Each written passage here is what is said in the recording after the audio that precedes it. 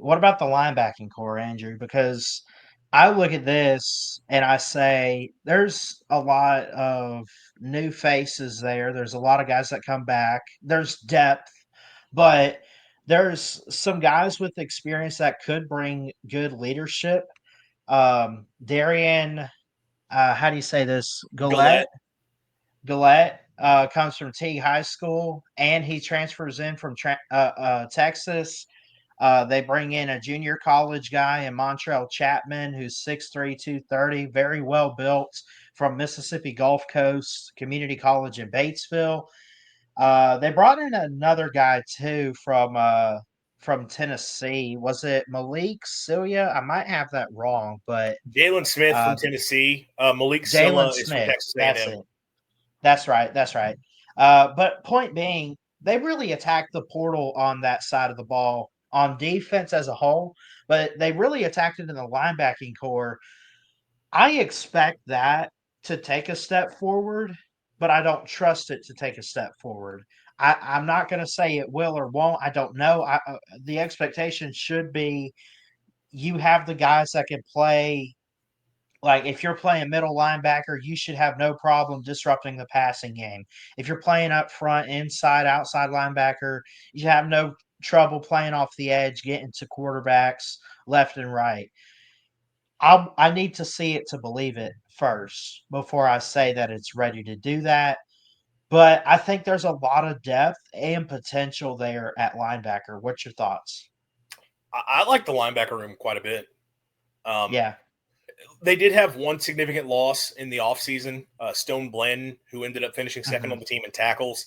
He kind of surprisingly entered the draft. He was not invited to the combine and he went undrafted.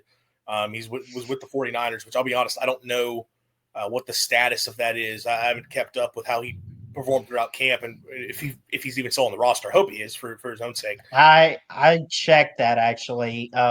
He should still be, but I want to say he's practice squad. I could be wrong. Don't hold me to it. But yeah, that was sort of a surprising loss. And look, he played well for State down the stretch last season after kind of first half of the year probably being out of position quite frequently, but not a guy where it's such a big time talent that you're talking about him being a significant loss. I think first, I'll start with some of the guys you have coming back. Zachary Tillman is someone that State Mhm. fans are going to be really excited to watch this season. Um, Sort of broke out last year in a backup role, led the team with 3.5 sacks, 30 tackles, had an interception, forced a fumble, blocked a kick, had a couple passes broken up.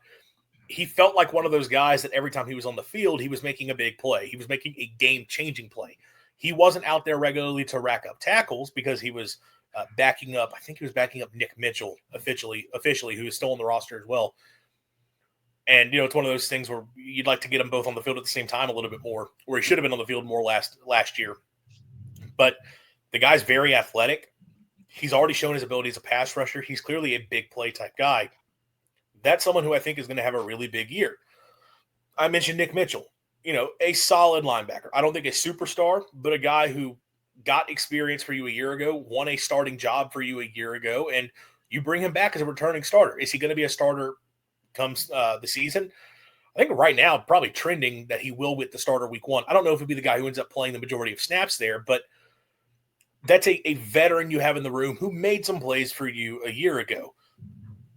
And look, elsewhere at linebacker, the jack position, Brandon Jennings. That's a guy who, in more of a pass rush type role, showed flashes for you a year ago. Didn't have the type of season I think a lot of people were hoping for, but some of that also goes down to the issues the defense has as a whole, that the defensive linemen alongside him were not performing well, which put more pressure on him.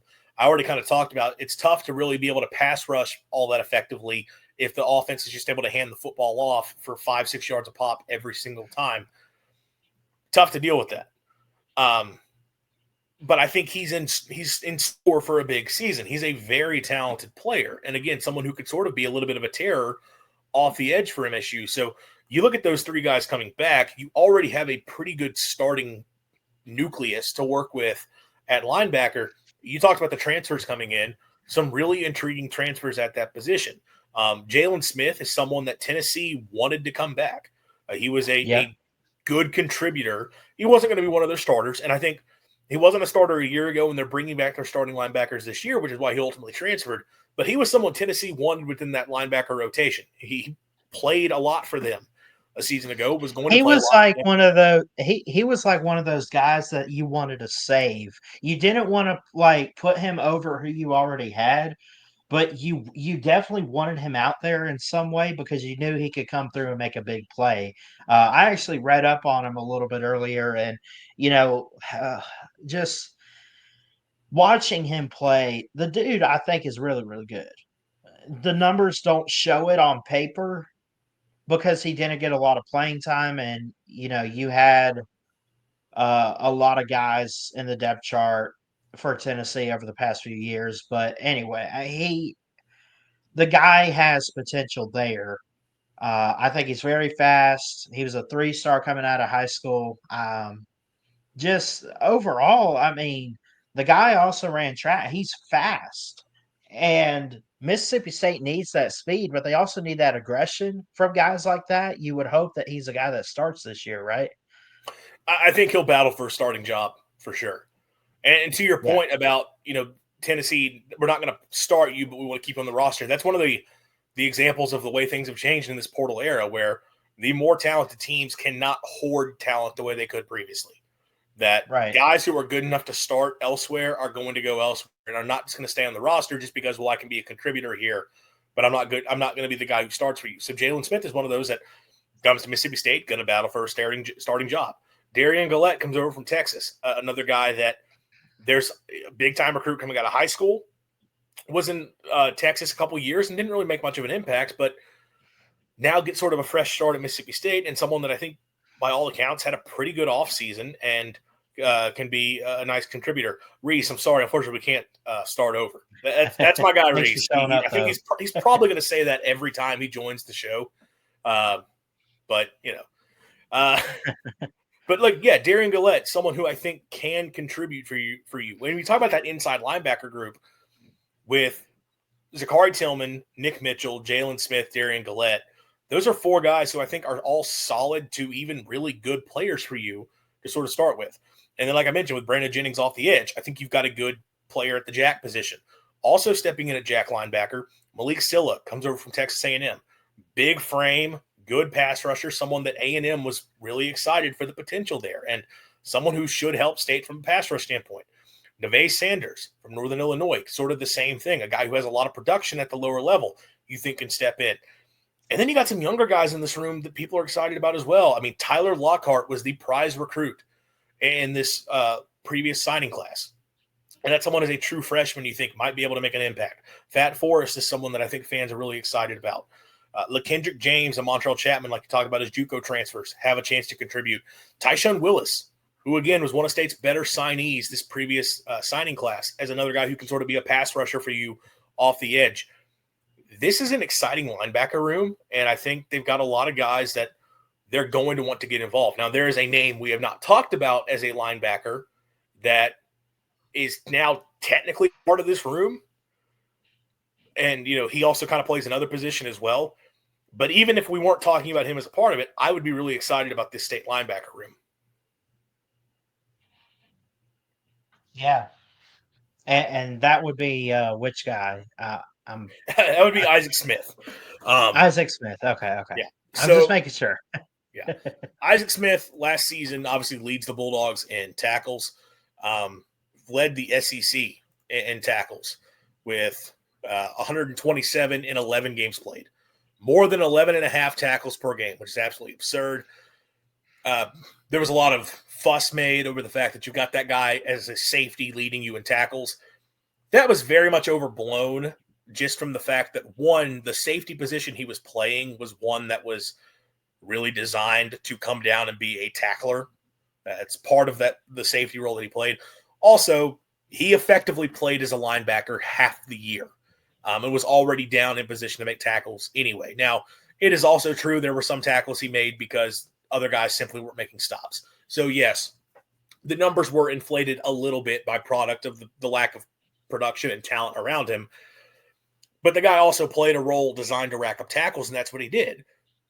This season, it sounds like they are working more primarily towards playing him at Sam linebacker. Now, you don't see a lot of teams trot out a Sam or strong side linebacker much these days.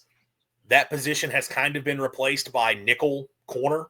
So the star position, which State does have in its defense, the star position for most teams is a nickel or the nickel back, the nickel corner, whatever. Basically the same thing. That position has largely taken over Sam linebacker in the majority of defenses, but it sounds like they're going to be playing Isaac primarily as a Sam linebacker. Now, does that mean that they are putting him on the field as opposed to a nickelback? I don't think so. I think he would just play nickel for State if they needed him to. I'm trying to go back and watch last season a little bit more to see him put in those roles and how that's going to impact things. But the main change here is you're going to see less 3-high looks and more looks that just sort of 3-high safety looks, that is, and more looks that put Isaac Smith up closer to the line of scrimmage. Now, I would wonder a little bit about that in terms of him having to be a coverage player, because if you are a nickel corner in the year 2025, you better be able to play coverage. And again, right. I know we're talking about him playing Sam linebacker. The Sam is the nickel.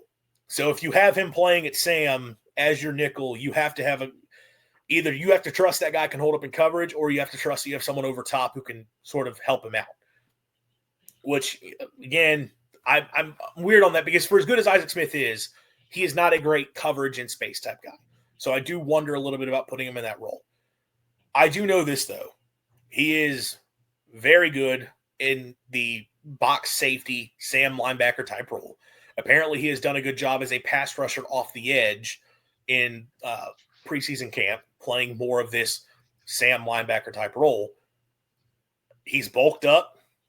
I mean, I think he's probably in for a really big year, but I still think you're going to see him playing a little bit of a hybridized role within this defense, including with an MSU safety room that has a lot of talent alongside Isaac Smith.